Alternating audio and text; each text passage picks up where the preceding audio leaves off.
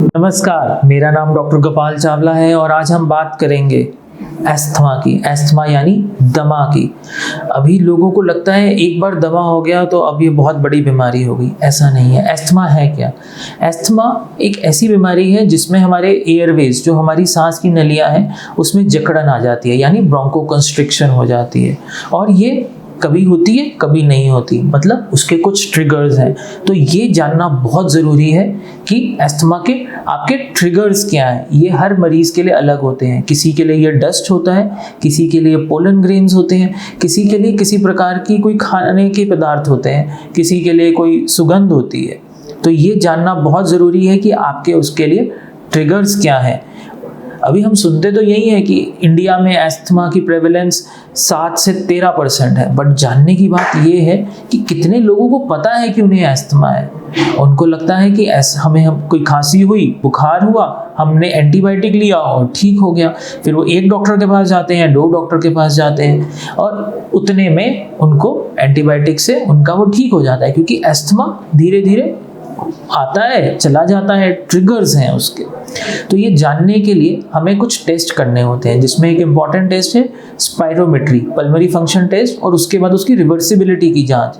वरना दवाई देने से उसमें कितना बदलाव आ रहा है, वो कितना बेटर हो रहा है। तो स्पायरोमेट्री करके हम बता पाते हैं कि जो एस्थमा है वो है भी कि नहीं है। एलर्जी और एस्थमा क्या है? एलर्जी एस्थमा का एक पार्ट है। कई बार लोगों को लगता है कि एलर्जी ही एस्थमा है। ऐसा नहीं है। कई बार लगता है कि स्किन पे कोई रैशेस हो गए, कोई थपेड़े पड़ गए, वही एलर्जी है। सो अलग अलग तरीके से जुकाम आना भी एक एलर्जी है। एस्थमा एक एलर्जी का पार्ट है, एक उसका फिनोटाइप है, उसका टाइप है, क्योंकि एस्थमा अलग अलग टाइप का भी हो सकता है। ज़रूरी नहीं सारे ही एस्थमा एलर्जिक टाइप के हैं। जो एस्थमा एलर्जिक टाइप के होते हैं उसको एक प्रकार से ट्रीट किया जाता है, और जो नहीं होते उनको अलग प्रकार से ट्रीट किया जाता है। इसके लिए हमारे पास कुछ मेडिसिन्स हैं जिसको हम बोलते हैं रिलीवर और कंट्रोलर मेडिसिन्स।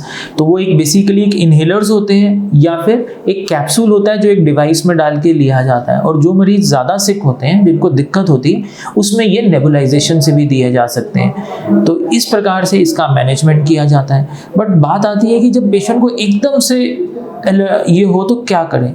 उसके लिए सबसे पहले हमें ये करना चाहिए कि अपनी बॉडी को प्राइम करना चाहिए। प्राइम कैसे कर सकते हैं? अपने जो रिलीवर है, कंट्रोलर, वो नियमित रूप से लेकर। कुछ ऐसी दवाइयाँ मार्केट में आ गई हैं जो जिसको हम बोलते हैं मोनोक्लोनल एंटीबॉडी, जिसमें से एक नाम है ओमैलिजुमैब और मेपोलिजुमैब, और कुछ और नई भी आ रही हैं जैसे बेनरेलिजुमैब। तो उस मेडिसिन को 1 महीने में एक बार दे के भी एस्थमा को कंट्रोल किया जाता है।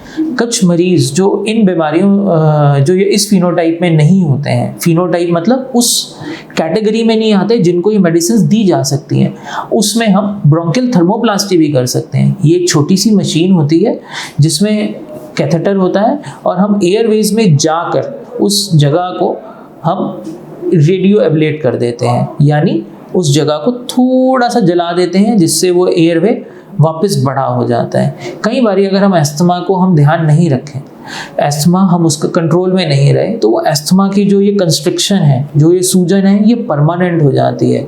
यानी this asthma becomes a remodelled asthma. और ये वाले जो मरीज हैं ये बिल्कुल COPD की तरह बिहेव करते हैं, यानी एक फिक्स्ड एयरवे ऑब्स्ट्रक्शन की तरह। सो उसका ट्रीटमेंट अलग प्रकार से किया जाता है। मेरे को लगता है कि मेरे छोटे से प्रयास से आपको समझ आएगा कि एस्थमा क्या है और इसको हम अर्ली कैसे डिटेक्ट करें। बिकॉज अगर हम अर्ली डिटेक्ट कर लेंगे तभी हम इसका अच्छे से मैनेजमेंट कर पाएंगे और इसके जो ट्रिगर्स हैं उसको अवॉइड कर पाएंगे।